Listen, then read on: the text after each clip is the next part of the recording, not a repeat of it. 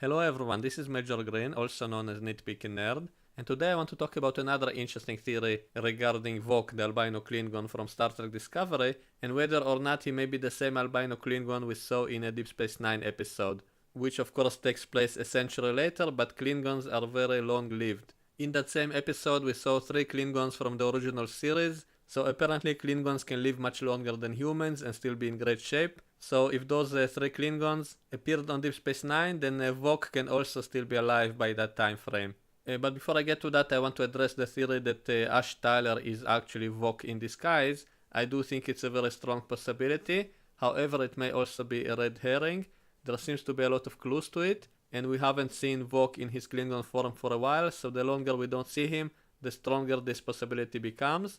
And I'm guessing by the end of the season we will know if it's true or not, and I am hoping that the Tribble we saw will play some kind of role in exposing him. Either case, the next time we see Vok we will know for sure if he's a different character or the same one, and even if he is Ash Tyler, I'm guessing he will not be killed off. I'm guessing he will escape and later restore his Klingon form if he can. We still don't know exactly how this process works. My theory is that he will not be able to restore his appearance fully, and that's why L'Rell told him that he will have to sacrifice everything. If it was a reversible process, then maybe she wouldn't say that, so it's possible that he will not be able to restore his Klingon appearance after all of this is over. So maybe he will end up looking more like the TNG Klingons, who are somewhere in between human looking and these new Klingons. And this will also allow this actor to continue to play a villain with more facial expressions, not covered by so much makeup, and being even more different from the other Klingons now. And this I think will add a lot of interesting potential to the show, so I do hope this theory is true. So I will now discuss the possibility of whether or not he might be the same Albino Klingon who we saw in Deep Space Nine, who we actually know very little about. His name was never mentioned by anyone, everybody just called him the Albino, and it wasn't even clear if he's actually a Klingon or not. His makeup also looked very different from other Klingons, and his face looked almost as if it's scarred.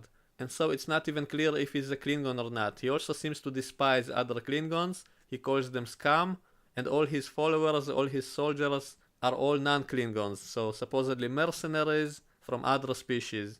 He was also said to have an information network that reached across the galaxy, so this might be a connection with L'Rell and her House of Spies. And let's take another look at the backstory of Vok. It was obvious from the beginning that he is an outcast from Klingon society because of his albino skin. He also referred to himself as son of none, meaning he has no house. Probably his family rejected him, so he was raised as an orphan. And then a few episodes later he was betrayed by his own crew, he was betrayed by the other Klingons. So these might be the seeds for his dislike of other Klingons as a whole. Since the Klingons rejected him, never accepted him, betrayed him, if this happens again later on in the show, it's possible that he will hate all the Klingons. We also know that the female Klingon L'Rell is very loyal to him, and apparently she has connections with some sort of a spy network, and that's probably how he was able to transform into a human, if that theory is true. And if his transformation back is difficult, then maybe he will not retain the full Klingon look, which might explain why the albino in Deep Space Nine looks so strange. He looked almost scarred and deformed, which led him to having that unique strange look. It's also interesting that the albino in Deep Space Nine actually his makeup looks a lot more like the Discovery Klingons compared to other Klingons we saw, so that might be another clue. And he appeared in the Deep Space Nine episode called Blood Oath, and the plot of that episode were that the 3 Klingons, Kor, Kolos and Kang, wanted to kill him as revenge for him killing their sons in the past, and he seemed to have some kind of power base with other people not Klingons. He seemed to be the head of some kind of criminal network, and it was said that he used to launch raids against Klingon colonies, and so there was never any mention of his name, and some might say that he's not even a Klingon because he kept calling the Klingons filth and scum. Now I did check the expanded universe, and the albino does appear in one book called Forged in Fire, which tells the story of his piracy, and the book does confirm that he is a Klingon and says that his name is Kag, which is a Klingon word for mistake, because he was born an albino. Now Star Trek books are not considered canon, so it doesn't really matter what this book says.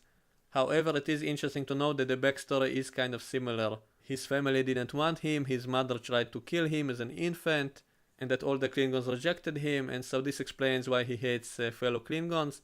And we never ever saw any other Klingon albino, so it's possible they are always killed at birth, and so it's very rare to see an albino Klingon. And so is it possible that Vok is the same one we saw in Deep Space Nine? I think it is possible. I don't think the Star Trek Discovery writers will actually do it. I don't think they care about continuity that much. They seem to disregard it completely. So I doubt they would actually make this connection, but I kind of hope they will, because I think it will make it more interesting to tie it together, because it will kind of make that Deep Space Nine episode more interesting than it is, if we actually know more of the backstory of that character. And I think it will actually be more interesting if he doesn't die in the end of the show, because as we know, for a Klingon, it's a far worse fate to live in shame rather than dying. And so if he just dies, if he's just killed off, that would be almost a nice ending for him. But if instead he becomes dishonorable, if he's exiled and outcast by the Klingons, it would be a much more powerful, much worse fate for him as a Klingon.